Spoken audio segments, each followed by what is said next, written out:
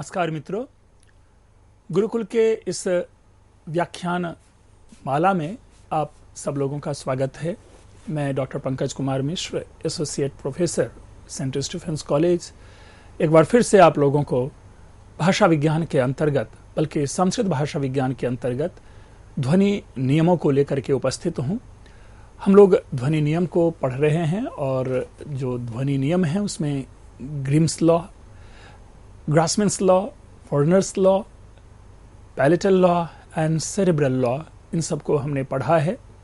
आगे कुछ अन्य भी नियम, यद्यपि ऐसे नियम प्रसिद्ध नहीं हैं, लेकिन भाषा वैज्ञानिकों के मध्य इनके ऊपर भी विमर्श देखा जाता है, विमर्श प्राप्त होता है। तो इसलिए भी यह आवश्यक हो जाता है कि उन नियमों को समझना।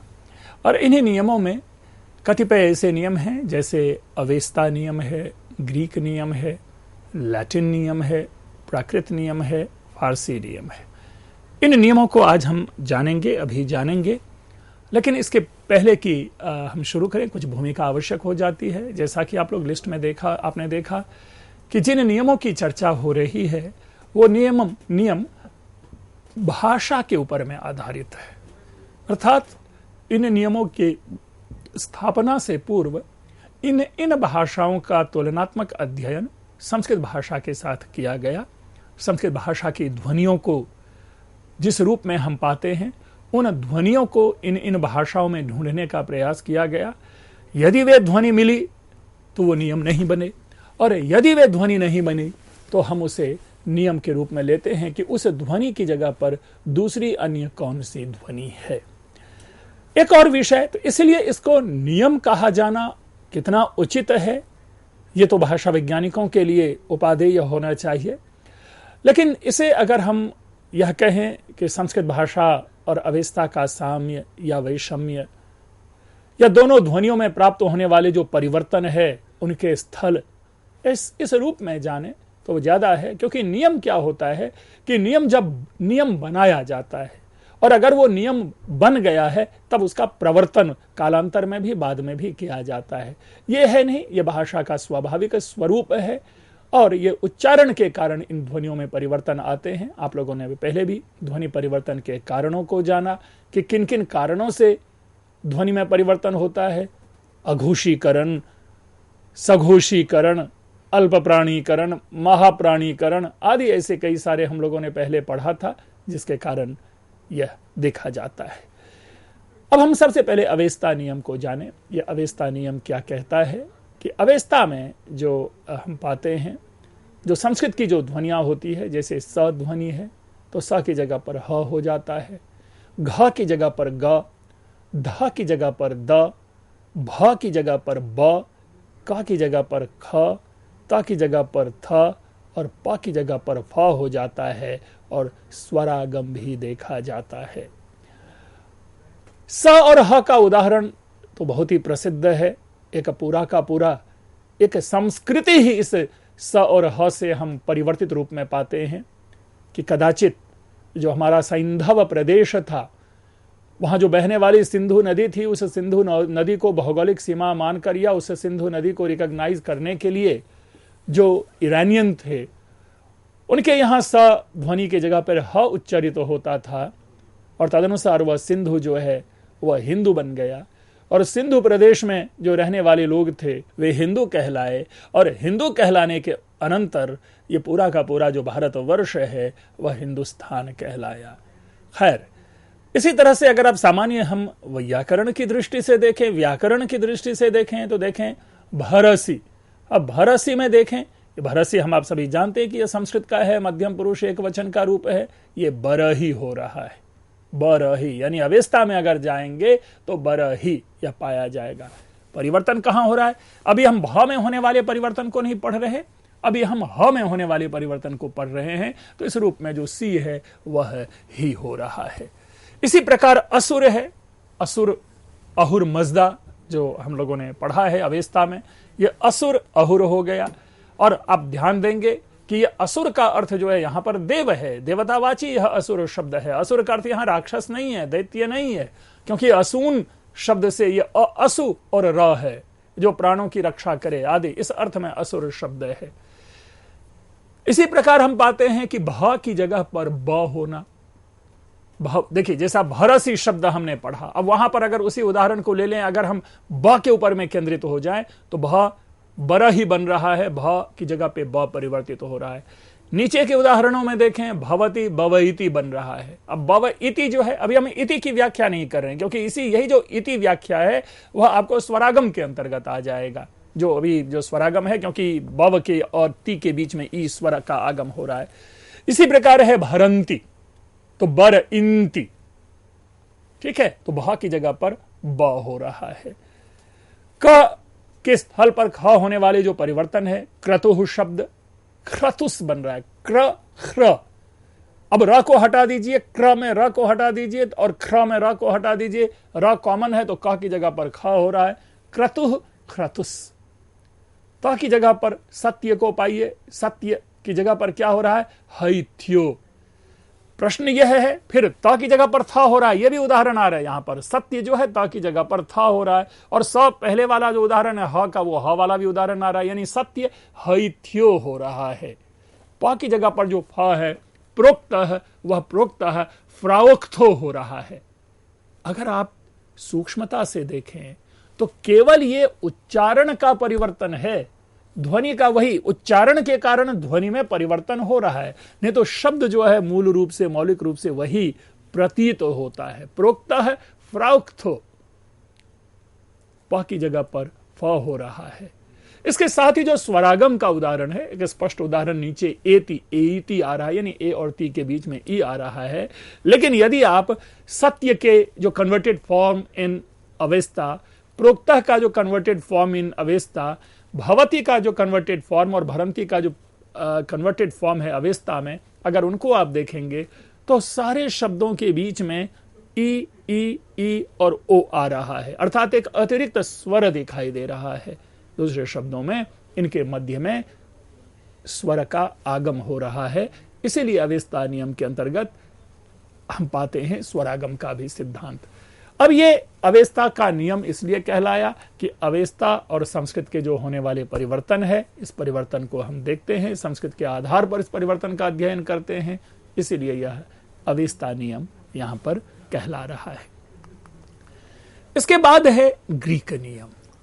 अब ये ग्रीक नियम पुनः जो ग्रीक भाषा है, उस ग्रीक भाषा के साथ संस्कृत भाषा की तुलना की जाएगी, या संस्कृत भाषा के वर्णों का किस प्रकार, संस्कृत भाषा की ध्वनियों का किस प्रकार ग्रीक भाषा में परिवर्तन हो रहा है, उस परिवर्तन को देखा जाएगा। और वो परिवर्तन जब स्थापित होते हैं तो वह हमारे लिए नियम बन गए, और तदनुसार हम उसे ग्रीक नियम कह बैठते हैं। अब ग्रीक नियम क्या कह रहा है कि दो स्वरों के मध्य स को ह होकर उसका लोप हो जाता है। दूसरी ओर दूसरा नियम कि वर्ग के चतुर्थ वर्ण, यानी किस वर्ग के, संस्कृत भाषा में जो पाए जाने वाले कवर्ग, चवर्ग, टवर्ग और तवर्ग है, कवर्ग, चवर्ग, टवर्ग, तवर्ग और पवर्ग है, उनके स्थान में उनके जो चारों वर्ण है, अर्थात घ, झ, भ, ध और ढ, ऐसे चतुर्थ वर्ण को द्वितीय वर्ण हो जाता है। जैसे भ को फ और ध को थ।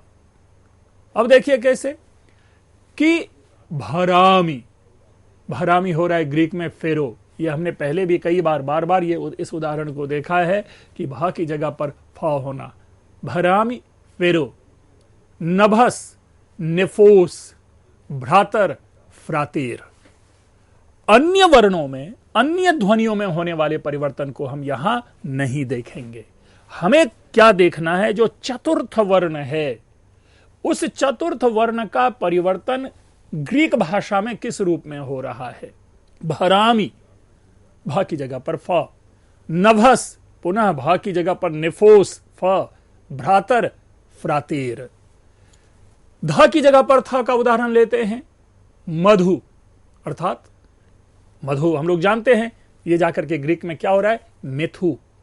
ध थ में बदल रहा है, ज ग में बदलता है, जानू, गोनू।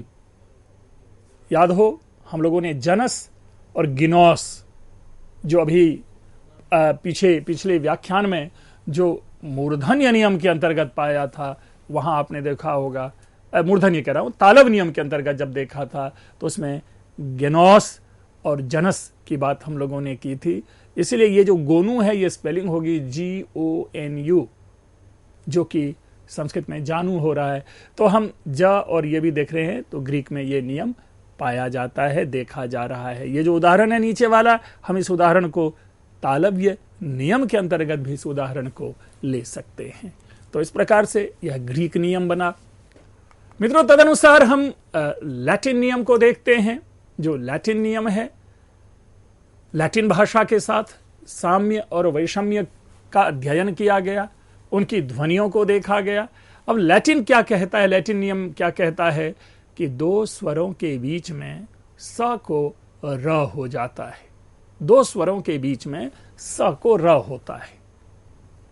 अगर आप ध्यान रखें कि स को र होने का नियम तो संस्कृत में भी है। हम लोग ससजुषो रुह पढ़ते हैं, ससजुषो रू पढ़ते हैं। तो दो स्वरों के बीच में स को र होना यानी स को र होता है। और दूसरा नियम कहता है कि वर्ग के चतुर्थ वर्ण को द्वितीय वर्ण या तृतीय वर्ण हो जाता है। ये जो दूसरा नियम है ये मोर और लेस ग्रीक नियम से प्रभावित है, ग्रीक नियम की तरह ही ये काम कर रहा है। बहुत अधिक दोनों में हम अर्थ नहीं पाते, क्योंकि वहां पर भी जो भ चतुर्थ वर्ण था उसको फ हो रहा था, जो ध चतुर्थ वर्ण है उसको आपको थ हो रहा था। मधु को मेथु और जो नभस है उसको नेफोस एंड ऑल हम लोगों ने पढ़ा था। यहां पर भी लैटिन में भी भरती फेरो हो रहा है और भवती जो है वह फॉर्म हो रहा है। जो भ को फ है ये फेरो, ये ग्रीक का ही उदाहरण लग रहा है जिसको कि लैटिन में भी हम पाते हैं।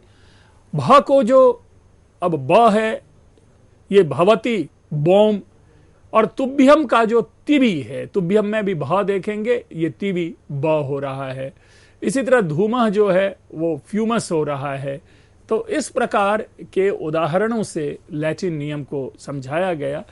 और जो स को र वाला है हम इस पर भी दृष्टिपात कर लें। जो हमारे यहाँ संस्कृत में जो प्राप्त होने वाले नियम हैं वे नियम आप पाते हैं कि अगर जैसे मनोरथ है, मनः प्लस रथ करते हैं, यहां पर तो दो स्वरों के बीच की बात ये कहता है, लेकिन संस्कृत में ये क्या है कि दो स्वरों के बीच के मध्य की बात ना करके ये तदनुसार जो वहां आने वाले वर्ण है वो व्यंजन वर्ण से पूर्व को भी सहलंत को र होता है।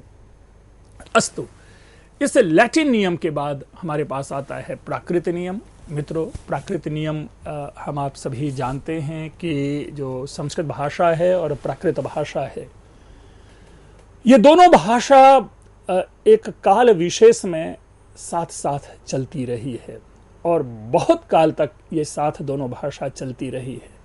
यदा कदा तो यह भी कह दिया जाता है कि वैदिक काल से ही, वैदिक संस्कृत काल से ही प्राकृत भाषा चली आ रही है, या यदा कदा यह भी एक विमर्श के रूप में उपस्थित किया जाता है कि जो संस्कृत भाषा से पूर्व रही है प्राकृत भाषा। अस्तु, हम ये अलग विषय है। इस जगह पर जो प्राकृत हम देखते हैं और हम आप यदि उस प्राकृत का साक्षात्कार करना चाहें, भले ही प्राकृत भाषा ना पढ़ा हो ना देखा हो, लेकिन जब जब क्लासिकल एरा के संस्कृत नाटकों को हम पाते हैं, लौकिक संस्कृत में जब हम संस्कृत नाटकों को देखते हैं, चाहे वो भास का नाटक हो, चाहे कालिदास का नाटक हो, या बाद में मृच्छकटिकम हो, उत्तर रामचरितम हो, मुद्रा राक्षसम हो, ऐसे जितने भी नाटक आप देखेंगे उन नाटकों में आप प्राकृत आवश्यक रूप में पाएंगे कि खास करके जो उसमें जो मुख्य चरित्र के अलावा जो गौण चरित्र होते हैं वे संस्कृत के जगह पर प्राकृत का प्रयोग करते हैं। स्त्रियां या जो विदूषक आदि हैं वे सारे के सारे प्राकृत में बोलते हैं। अब यहां देखें कि क्या बात आ रही है कि प्राकृत नियम कि कई नियम है। ऐसा नहीं है कि जो सामने हम 4 नियम देख रहे हैं इन 4 नियमों के आधार पर प्राकृत के समस्त नियम को समझा जाए, बल्कि जो प्राकृत के जो ग्रामर है और जो संस्कृत के ग्रामर है उन सारे ग्रामरों को अगर आप कंपैरेटिव स्टडी कर लेंगे तो पूरे के पूरे नियम आपको बन जाते हैं कि किस प्रकार संस्कृत से परिवर्तन हम पाते हैं प्राकृत में। दूसरे शब्दों में कि प्राकृत ग्रामर की व्यवस्थापना भी इस रूप में की गई है कि संस्कृत के वर्णों का परिवर्तन, संस्कृत की चीजों का परिवर्तन किस रूप में हम प्राकृत में पाते हैं।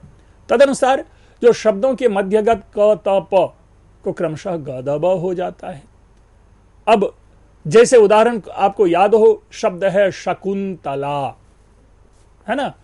अब आप पाएंगे शकुंतला, तो उसके लिए आप विज्ञान और शाकुंतलम में लिखा हुआ पाएंगे सउंदला। जो तला है उस तला त की जगह पर द हो जाता है। तो शब्दों के मध्यगत क त प को ग द ब हो जाता है। लेकिन ध्यान रखेंगे यह भी यूनिवर्सल नियम नहीं है, क्योंकि इसके साथ ही एक सूत्र आता है क ग च ज त द प या वाम प्रायो लोपः, यानी क ग ज त द व, है ना, इनका प्राय लोप हो जाता है। और यही कारण है जो शकुंतला है उसका सौंदला देखिए क्या हो रहा है, जो क है उस क का लोप हो गया है, और उस क के लोप होने के कारण हम क्या पाते हैं कि उ बचा रह जाता है। तो स उन द और त का द होकर के सउंदला। तो अगर स्मरण में हो तो उनसे हम रिलेट कर सकते हैं। दूसरा नियम है ख थ फ ध घ ध भ, ऐसी इस जगहों पर ह हो जाता है। इसी तरह से ख को ऐसी जगहों पर ह हो जाता है। इसी प्रकार ट ठ को क्रमशः ड और ढ हो जाता है। हम दूसरे नियम को एक बार फिर से समझ लें। दूसरा नियम कहता है कि ख थ फ की जगह पे क्रमशः घ ध और भ होता है, यानी दूसरे शब्दों में ख को घ हो जाता है, थ को ध हो जाता है और फ को भ होता है। ट को ट और ठ को ड और ढ हो जाता है। इसी तरह प को व हो जाता है। इसी तरह जैसे हो ढ, ऐसे भी आते हैं, सूत्र आते हैं जिन सूत्रों के आधार पर प्राकृत में ऐसे होने वाले परिवर्तन को हम लोग चिन्हित करते हैं। कुछ उदाहरणों को देख लें, उन उदाहरणों के माध्यम से हम इसको आसानी से सरलतापूर्वक समझ सकते हैं। जैसे शब्द है अतिथि। अतिथि को अदिधि हो रहा है, प्राकृत में अतिथि के लिए अदिधि हो रहा है। तो जो ऊपर के दो नियम है, उन दोनों नियम को आसानी से इसमें हम देख सकते हैं कि थ की जगह पर ध हो रहा है, जो दूसरे नियम में दर्शाया गया है ख थ फ और घ ध भ। तो थ को ध परिवर्तित होता है, और जो द है अर्थात जो मध्य का जो क त प होता है उसको तृतीय वर्ण में परिवर्तन हो रहा है, ग द ब में परिवर्तन हो रहा है। तो त ध में बदल रहा है, थ ध में बदल करके अधिधि बन रहा है। इसी तरह से मुख मुंह बन रहा है। मैंने पहले भी कहा था कि ख थ फ ध घ ध भ इन सारों जगहों पर इन वर्णों के स्थान पर, इन ध्वनियों के स्थान पर ह होता है। तो मुख मुंह। और आजकल जो हम मुंह बोलते हैं वो प्राकृत का प्रभाव है, क्योंकि मूल संस्कृत तो मुख है और मुख के स्थान पर प्राकृत में मुंह प्राप्त होते हैं। मुंह बोलना कष्टकर होता है, इसीलिए उ और ह के बीच में एक नेजलिंग साउंड होकर के मुंह हम लोग बोलते हैं। तो ये मुख प्राकृत की यात्रा। पठन पढ़न, ठ की जगह पर ढ हो रहा है, और न जो है वो परिवर्तित हो रहा है मूर्धन्य नियम से ना में। मेघ मेघ, अभी हमने कहा ह घ की जगह पर ह होना, तो मेघ की जगह पर मेह हो रहा है। तो ये मेह भी प्रयोग में आप पाते हैं, क्षेत्रीय शब्दों में हम मेह शब्द पाते हैं। अशेष अशेष, बल्कि इसको इस जगह से इस नियम को ऐसे समझना चाहिए कि प्राकृत में जो दंत्य स है, उस दंत्य स के अलावा कोई दूसरा स नहीं होता, इसीलिए जो अशेष है वो अशेष होता है। शकुंतला जो है वो सउंदला होता है, अर्थात जो संस्कृत के तीनों शकार शकार और सकार है वो तीनों प्राकृत में आकर के केवल सकार बचा रहता है। अन्य उदाहरण को देखिए, आगतः आगदो। हमें ओ क्यों हो रहा है इस पर नहीं जाना है, हमें यह देखना है कि त किस में बदल रहा है, तो वह त जो है वह द में बदल रहा है। कुटुंब कुडुंब, ट ड में बदल रहा है। तीसरे नियम से मैच कीजिए। दीपाली, अब देखिए ये संस्कृत का शब्द है दीपाली, और हम लोगों ने उसे दिवाली, आजकल हम कहते हैं दिवाली कहते हैं, तो ये दिवाली विशुद्ध रूप से प्राकृत शब्द है, ये संस्कृत शब्द नहीं है। दीपाली का दिवाली हो रहा है, प को यहां पर व में कन्वर्जन हो रहा है, ठीक है ना। बाद में हम लोगों ने इसी में दीप में अवली शब्द को जोड़ करके संस्कृत शब्द दीपावली बनाया है, लेकिन जो आम भाषा में हम लोग दीपावली के लिए बोलते हैं वो दिवाली है, और दिवाली यह प्राकृत शब्द है, इसीलिए बार बार इस शब्द का अनुसंधान किया जाता है कि यह दिवाली शब्द कैसे बना। तो आज उस अनुसंधान का हमारे पास अनुसंधित रूप यह है कि प की जगह पर व में कन्वर्ट हो रहा है, और दीपाली जो है वो दिवाली तदनुसार बन रहा है। इसी प्रकार शब्द है वधू, ध को ह होकर के बहू, है ना, बहू तुम्हारी घर आएगी उस विवाह उत्सव के बाद। सुमित्रानंदन पंत की कविता है, वधू की जगह पर बहू शब्द, ध की जगह पर ह हो रहा है। और आज हर जगह घर में जो चूंकि सोफिस्टिकेटेड अगर संस्कृत का प्रयोग हम करते हैं तो वधू होता है, लेकिन आम भाषा में वहां पर भी बहु शब्द ही प्रयोग करते हैं। इसी प्रकार पाषाण, पाहाण, देखिए पाषाण पाहाण, श को ह हो रहा है। और आपको याद हो कबीर की कविता है कि पाहन पूजे हरि मिले, तो मैं पूजू पहाड़, ताते तो चकिया भली, कूट खाए संसार। तो पाहण शब्द है, जो पाहण है, यही पाहण जो है प्राकृत रूप कबीरदास की उसमें कविता में, दोहे में, कबीरदास के दोहे में पाहन बन रहा है। और आज हम सभी लोग जानते हैं कि पाहन का मतलब जो है वो पत्थर है, लेकिन ये मूल शब्द है पाषाण, अर्थात श की जगह पर ह हो रहा है। मित्रों, अन्य कतिपय ऐसे कई परिवर्तन हैं प्राकृत के, यानी एक पूरा का पूरा आप कह सकते हैं कि एक सीरीज ही प्राकृत के वर्णों का में जो परिवर्तन है संस्कृत के वर्णों से, वो सीरीज ही बनाई जा सकती है। लेकिन चूंकि हम ध्वनि में होने वाले कुछ परिवर्तन है, तो दो चार कुछ जो पॉपुलर उदाहरण होते हैं, जो प्रचलित उदाहरण होते हैं, उन उदाहरणों के माध्यम से यहां पर इस विषय वस्तु को आपके सामने प्रवर्तित किया गया, रखा जा रहा है। इसके बाद ही प्राकृत को और अगर आप जाने तो जैसे आप कई फॉर्म होते हैं प्राकृत के, जिसमें कि मागधी है, अर्धमागधी है, पैशाची है, चूलिका है, ढक्की है, शकारी है। एक तो ऐसी भी प्राकृत है कि ऐसा भी परिवर्तन है जिसमें सारे स यानी डेंटल जो स है, सरोता वाला स जिसे कहते हैं, वे सारे के सारे स श में बदल जाते हैं, श में, ठीक है। यानी अगर देश का नाम है सूरी नाम, तो उनको शूरी नाम कहा जाता है। और आप लोगों को याद हो एक पूरा का पूरा चरित्र ही इसी पर जो डेवलप्ड है वह मृच्छकटिकम में, और मृच्छकटिकम का उस चरित्र का नाम है शकार। वो शकार हर श को, यानी हर स और श को तालव्य श बोलता है। तो इसलिए अगर यहां अशेष है तो वहां पर वो भी अशेष ही बोलेगा, लेकिन अगर सरौता है तो वो शरौता बोलेगा।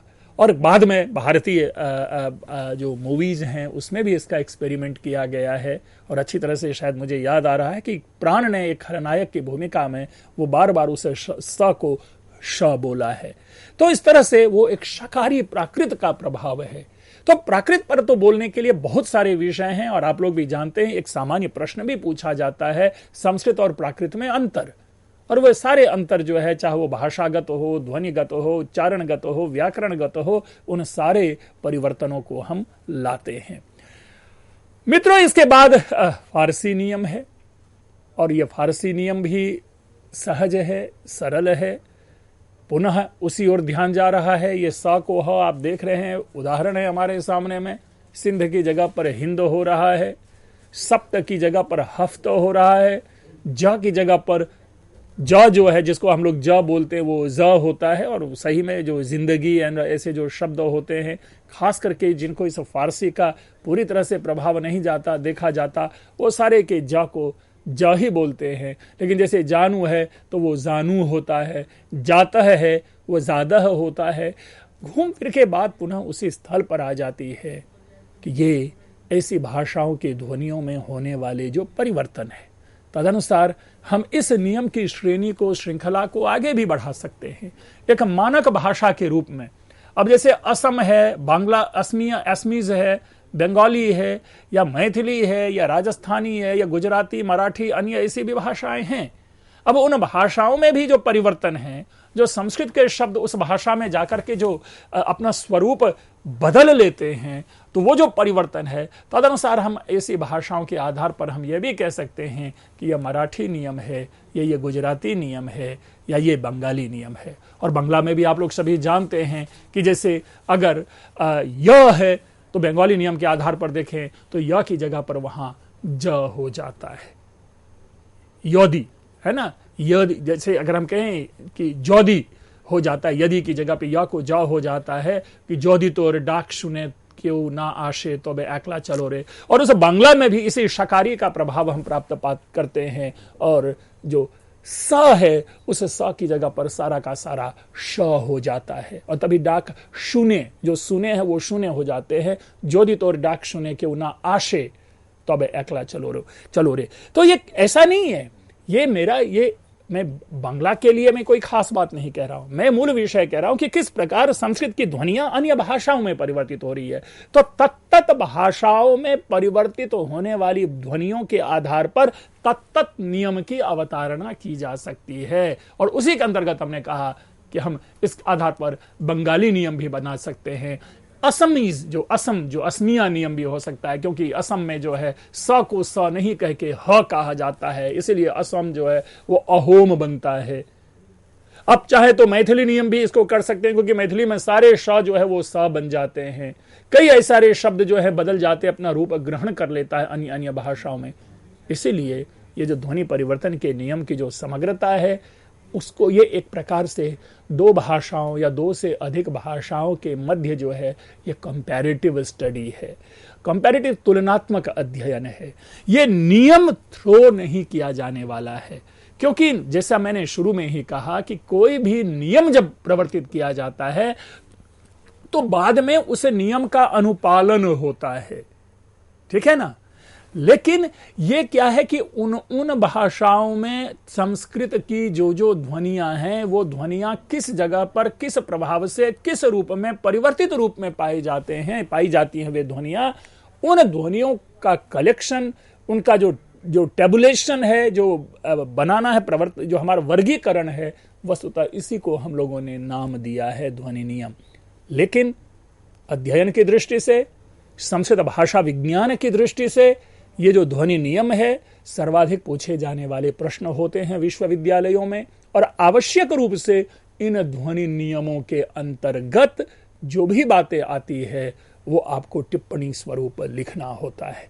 जैसा भी हमने फारसी नियम के विषय में कहा, या हमने प्राकृत नियम के संदर्भ में कहा, या हमने लैटिन नियम की व्याख्या की, या हमने ग्रीक नियम को समझाया, या अवेस्ता नियम को समझाया, तो इन सारे नियमों के वो स्थल जहां जहां परिवर्तन होते हैं और किन वर्णों का किस रूप में परिवर्तन होता है, उनकी यदि हम सूची बना लें तो ऐसे प्रश्नों के उत्तरों का समाधान, ऐसे विषयों की समझ अत्यंत सरलता से बनाई जा सकती है।